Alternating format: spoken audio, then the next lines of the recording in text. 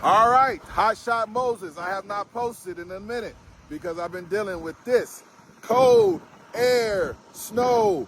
Whoa, it is not the thing you want to deal with, but sometimes you have to. Out here on the road, being a hot shot driver, we are dealing with the elements. We're dealing with the outside. And today we're in South Dakota. We were in Montana on Monday. Then we were in Nebraska. I didn't even record any of that. Look at my truck. Look how it looks. It's so dirty and with the sleet and the salt. We got this tall thing here. We got to go through the mountains with all this wind. Anyway, Hot Shot Moses, like and subscribe. Comment if you like. We're on the road doing our hot shotting. We're making money. We're doing things, picking up loads, bussing.